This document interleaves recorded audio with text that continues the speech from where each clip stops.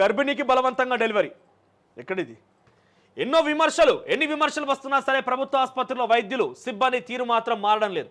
కుర్చీలోనే మహిళ ప్రసవించిన దారుణ ఘటన జరిగింది. 2 రోజులకి నల్గొండ ప్రభుత్వ జనరల్ ఆసుపత్రిలో మరో దారుణం వెలుగు చూసింది. కుర్చీలో డెలివరీ అయిందా?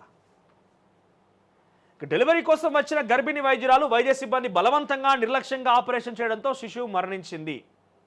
ఇటువంటి వాటి మీద యాక్షన్ తీసుకోవాలి. తెలంగాణ వైద్య శాఖ మంత్రిగా ఉన్నటువంటి దామోదర్ రాజనరసింహ గారు దయచేసి ఆ కుర్చీని, నేను గతంలోనే చాలా వారు మిమ్మల్ని హెచ్చరించినమంటారా, సలహా ఇచ్చినమంటారా, సూచన చేసినమంటారా, దయచేసి ప్రభుత్వం సఖ్యంగా నడవాలని. అంటే ఒకటి, నిరుద్యోగులు విద్యాపరంగా ఎటువంటి ఇబ్బంది తలెత్తొద్దు. ఇప్పటివరకు అసలు ప్రభుత్వానికి విద్యాశాఖ మంత్రి సోయి లేదు, అది వేరే విషయం. ముఖ్యమంత్రి రేవంత్ రెడ్డి ఉన్నా మరి ఎన్ని సమీక్షలు పెట్టినా విద్యాశాఖతోని ఎన్ని రకాలుగా ఆయన రివ్యూలు తీసుకున్నాడో తెలియదు మాకైతే. నేనైతే ఎక్కడ చూడలే. మరి విద్యాశాఖ మంత్రి ఎట్లా కూడా లేడు. ఇంకొకటి చాలా కీలకమైన వ్యవసాయ రంగం మీద ఆల్రెడీ కొన్ని అపవాదాలు ఎదుర్కొంటే వారికి క్లియర్ చేసుకునే ప్రయత్నం చేయండి.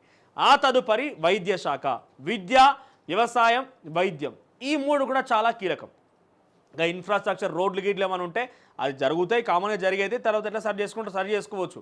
కానీ ఈ 3 రంగాల్లో కనుక ఏ సమస్య తలెత్తినా కూడా మీ ప్రభుత్వానికి పెద్ద ఎత్తున అపవారు చోటు చేసుకుంటారు.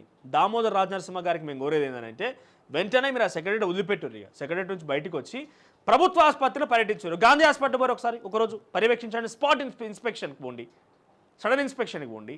ఓ రోజు ఉస్మానియా పోండి, ఓ రోజు హైదరాబాద్ ఫీవర్ హాస్పిటల్ పోండి, ఓ రోజు ఆదిలాబాద్లో ప్రభుత్వ ఆసుపత్రికి పోండి. దీంతో ఏమవుతుంది, అక్కడ ఉన్నటువంటి వైద్యాధికారుల అలసత్వం ఉన్నా కూడా వాళ్ళు కొంత అలర్ట్ అవుతారు. అంతెందుకు ప్రభుత్వం మొన్న ఒకనొక సందర్భంలో చెప్పుకుంటే సిగ్గు అనిపిస్తుంది. కానీ ఒక జర్నలిస్ట్గా మేము కూడా పోయి అక్కడ ఒక బెడ్ మంచిది అన్న అమ్మ, ఈ బెడ్ బాగాలేదు, అది సౌండ్ ఉన్నదని చెప్పి మాకు తెలిసిన ఒక పేషెంట్కి పోతేనే మేము ఎంతో కొంత ముట్ట చెప్పాల్సిన అవసరం వచ్చింది. అది ప్రభుత్వం నుంచి తీసుకుపోవచ్చు.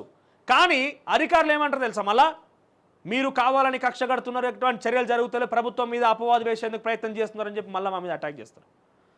సో అటువంటి పరిస్థితి ఉన్నది. అక్రమార్జనతో కొంతమంది ముందుకు కొనసాగుతున్నారు. కొన్ని సిచ్యువేషన్స్ బాగాలేవు. హాస్పిటల్లో కూడా కొన్ని మెడిసిన్స్ కూడా అందుబాటులో ఉండలేవు. చాలా పరిస్థితులు ఎదుర్కొంటున్నారు. కాబట్టి మీరు సడన్ ఇన్స్పెక్షన్ చేసిన తప్పేం లేదు. మీకు అధికారం ఉన్నది. వైద్య కాలేజీలకు పోరి, వైద్య కళాశాలకు పోరి, హాస్పిటల్స్ తిరగండి. ఇటువంటివి చేస్తేనే కొంత ఆ అధికారుల్లో కానీ అక్కడ స్టాఫ్లో కానీ అలర్ట్ ఉంటారు వాళ్ళు. ఇక్కడ కుర్చీలో ప్రసవం చేసే పరిస్థితి అక్కడ ఉన్నదా? కుర్చీలో ప్రసవం చేస్తారా?